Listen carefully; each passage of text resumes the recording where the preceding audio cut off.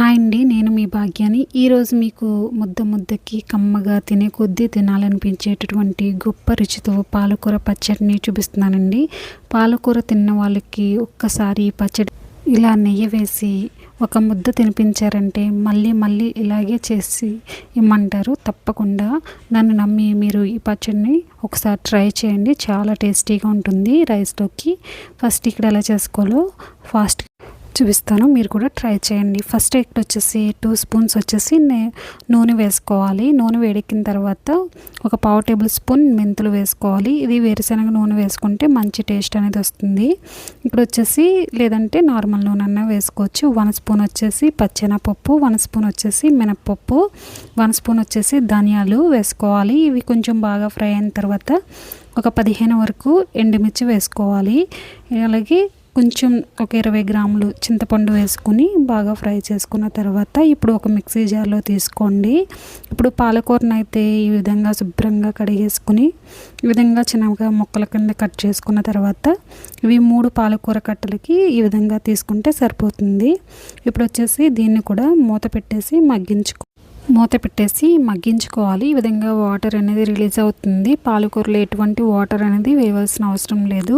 అలా బాగా దగ్గరికి వచ్చేంత వరకు ఉడికించుకోవాలి. ఇప్పుడు మనం మిక్సీ జార్లోని ఒక 5-6 వచ్చేసి వెల్లుల్లి రెబ్బలు కూడా వేసుకొని ఇప్పుడైతే మెత్తగా గ్రైండ్ చేసుకోవాలి. ఇప్పుడు పాలకూర చూస్తున్నారు కదా, ఈ విధంగా మెత్తగా మనకి బాగా దగ్గరికి వచ్చేయాలి. ఈ విధంగాని బాగా వేగాలన్నమాట, పచ్చివాసన పోయేంత వరకుని. అప్పుడే టేస్ట్ బాగుంటుందండి. ఇది పాలకూర అనే విషయం కూడా తెలీదు, అంతలా బాగుంటుంది పచ్చడి అనేది.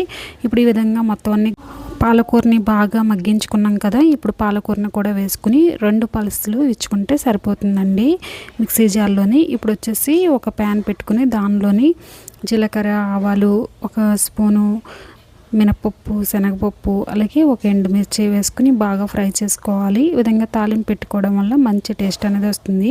ఈ విధంగా ఫ్రై అయిన తర్వాత మీకు నచ్చితే ఇంగువ కూడా కొంచెం యాడ్ చేసుకోండి.